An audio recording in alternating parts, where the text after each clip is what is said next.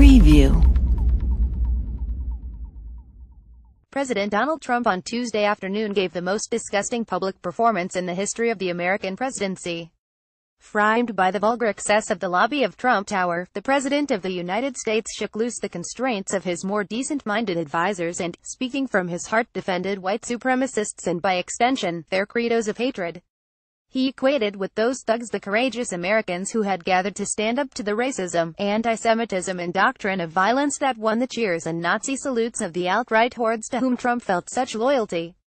After several days in which Trump and his advisers wrestled with what should have been a straightforward task, condemning the instigators of the unrest that rocked Charlottesville, VA, this past weekend, Trump revealed the reason that finding those words was such a struggle. He, too, is an extremist. No one who values the best of what the United States has stood for could watch without feeling revulsion, anger or heartbreak. No one who comes from a past such as mine, which includes similar mobs rising up and ultimately collaborating in the murder of dozens of my family members in Hitler's Europe, could view Trump's performance without a degree of fear as well. Certainly, the same must be true for African Americans who have watched such mobs lynch their family members and seek to deny them the most basic rights.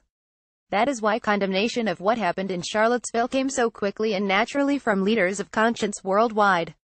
German Chancellor Angela Merkel, who has stepped up to fill the void as leader of the West created by Trump's moral bankruptcy and incompetence, immediately called the actions of the white supremacists in Virginia horrifying and evil and stated, "It is racist, far-right violence and clear, forceful action must be taken against it, regardless of where in the world it happens." She also swiftly displayed humanity and sensitivity by expressing sympathy to the family of Heather Heyer, killed by an extreme right-wing act of terrorism in the streets of Charlottesville. Trump has yet to speak to Heyer's family directly or visit the site of the attack, steps he took, for example, following an incident at Ohio State when the attacker was Muslim. From the United Kingdom to Italy to the Vatican to China, the violence in the United States and the racism of the extremists were decried by leaders who seem to grasp the values for which the United States has fought throughout the past century. This tracks with the broader trend in which foreign leaders, some once seen as the United States' closest allies, have found themselves having to distance themselves from the inflammatory language and actions of the American president. Some of us have long been urging people to see that the Trump presidency was not normal.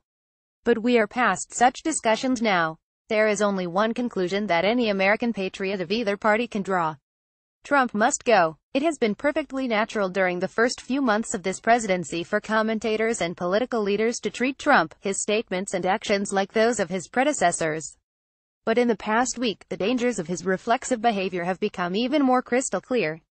In a matter of days, the president's reckless remarks have triggered fears of nuclear war with North Korea. He threatened military action against Venezuela. He continued his quiet war against the environment and the U.S. public health system, and then, in response to Charlottesville, he revealed his true colors and that he is not preserving, protecting and defending the Constitution as his oath requires.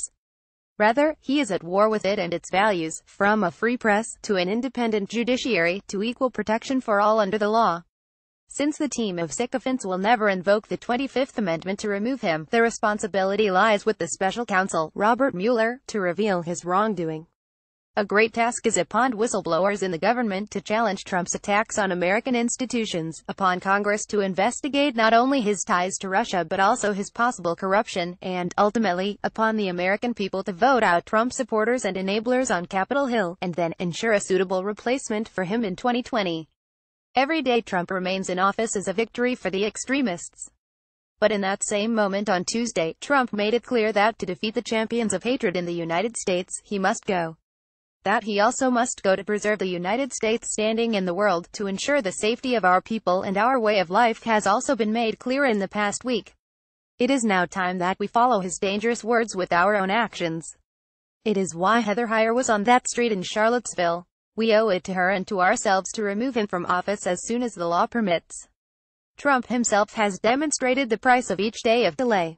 Washington Post David Rothkopf is the author of the forthcoming Great Questions of Tomorrow. What to read next? Fascism spread in 1930s America. It could spread again today.